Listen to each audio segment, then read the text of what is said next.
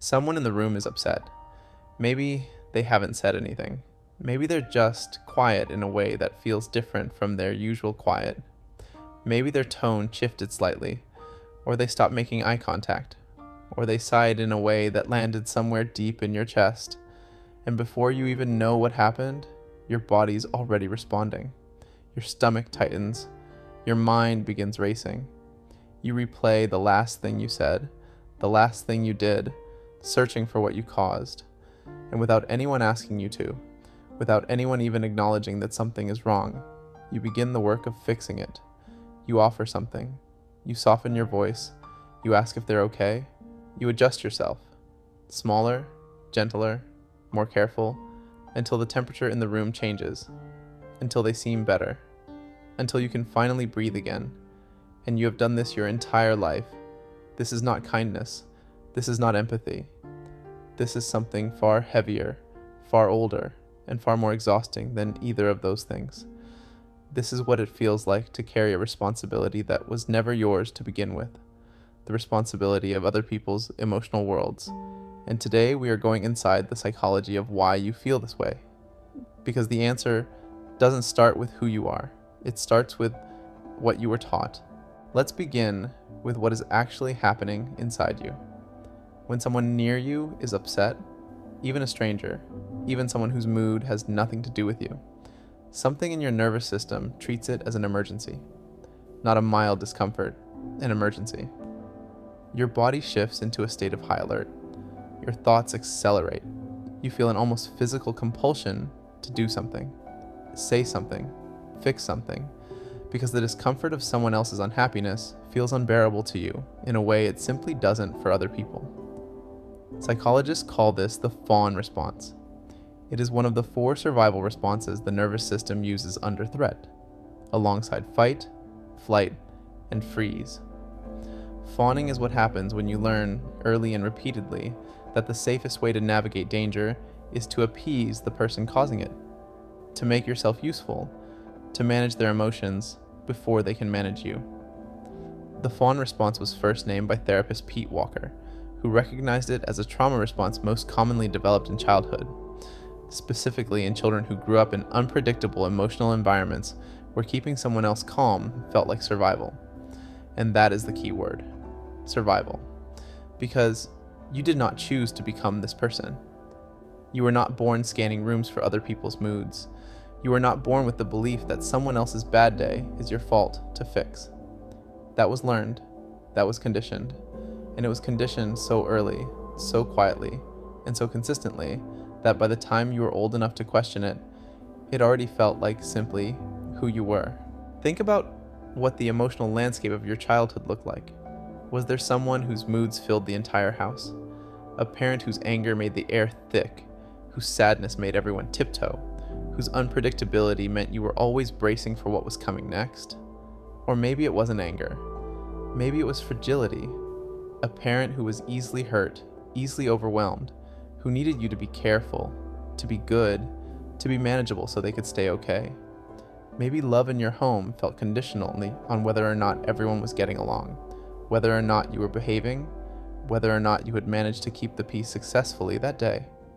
In environments like these, children do something extraordinary and heartbreaking. They become emotional caretakers.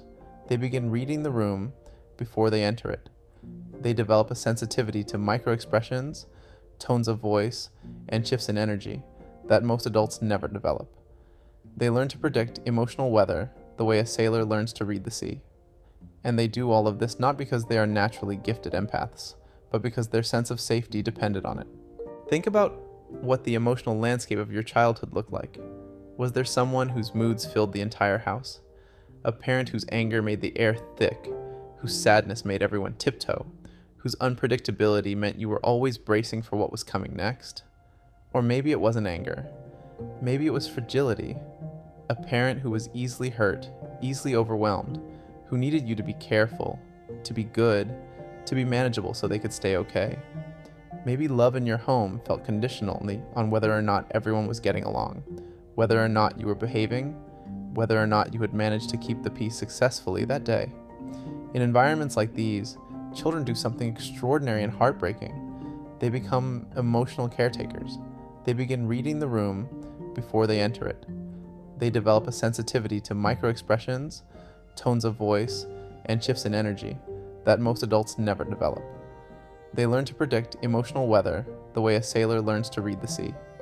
And they do all of this not because they are naturally gifted empaths, but because their sense of safety depended on it. When a child's emotional world is entangled with the emotional world of a parent or caregiver in this way, psychologists call it enmeshment. It is a boundary collapse, not a physical one, but an emotional one, where the child cannot tell where their feelings end and the adult's feelings begin, where the adult's sadness becomes the child's emergency, where the adult's happiness becomes the child's responsibility, where the child's entire nervous system is oriented outward, constantly monitoring others, because orienting inward, toward their own needs, their own feelings, their own experience, was never safe enough to do. And here's the part that breaks something open when you finally understand it. You were a child. You had no power. You had no tools. You had no fully developed brain or nervous system or emotional vocabulary. And yet, you were handed the weight of an adult's emotional world and told, through every interaction, every reward and withdrawal of love, that your job was to carry it. That was not kindness toward you. That was not your purpose. That was an adult's unprocessed pain being placed on the smallest, most available person nearby, you. As you grow older, the symptoms of this conditioning follow you everywhere. You feel guilty when someone is upset, even when you had nothing to do with it. You apologize reflexively, automatically, before you have even assessed whether you did anything wrong. You find it almost impossible to enjoy a calm moment because some part of you is always waiting for the next emotional crisis to manage. You shrink yourself in relationships, your needs, your feelings, your opinions, because taking up space feels dangerous, like it might tip someone over into upset, and then you will be responsible for that. You might notice that other people's bad moods feel almost physically painful to you, that sitting with someone's unhappiness, without trying to fix it, feels unbearable, that you will go to extraordinary lengths, rearranging your own life, your own feelings, your own truth, just to restore emotional peace in a room. And the worst part is that none of this feels like a choice. It feels like an instinct. It feels like breathing. It feels like you. But it is not you. It is the nervous system of a child who learned that love was a performance, that belonging required constant emotional labor, that your right to peace depended entirely on whether everyone around you had achieved theirs first. There's a term in psychology called emotional parentification. It describes what happens when a child is placed in the role of emotional caregiver to an adult who should be caring for them. The parentified child learns to suppress their own emotional needs entirely. They become fluent in other people's feelings and illiterate in their own. They grow up believing that their value lies in their usefulness to others, that they are only as worthy of love as they are capable of managing everyone else's pain. And that belief, planted in childhood, grows into an adult who cannot rest. An adult who feels vaguely guilty during happiness because somewhere, someone might need them. An adult who over-explains, over-apologizes, and overextends because the idea of someone being disappointed in them activates the same terror it activated when they were 7 years old and responsible for keeping everything from falling apart. But here is what no one ever told you. Other people's feelings were never yours to fix. Not then, not now, not ever. A person's emotional state belongs to them. It is generated by their history, their nervous system, their unprocessed experiences, their internal landscape. When someone is unhappy, it is not evidence that you failed. It is not a problem you caused. It is not a fire you are obligated to put out. It is simply their human experience unfolding. And their experience is allowed to exist without you dismantling yourself to change it. This is not a comfortable truth when you have spent your entire life operating as though the opposite is true. When your nervous system has been trained over years and years of repetition to treat someone else's discomfort as your emergency, the idea that it is not your responsibility feels almost irresponsible. It feels like abandonment. It feels like cruelty. It feels like you are failing at the one thing you have always believed you were here to do. But that feeling is not the truth. That feeling is the echo of a child who had no choice. You do. Healing from this pattern does not happen through willpower. It does not happen by telling yourself to stop caring. It happens through the slow, patient work of learning to locate yourself again, of asking many times a day, what am I actually feeling right now? Not what is everyone else feeling, not what does the room need from me, but what is true for me, in this moment, in this body.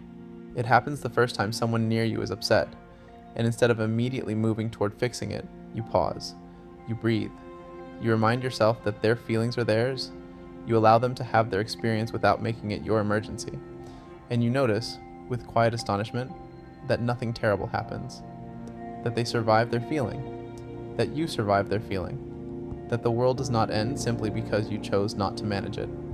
It happens when you begin to recognize the difference between genuine empathy and compulsive caretaking. Empathy says, I see that you are hurting and I care about you.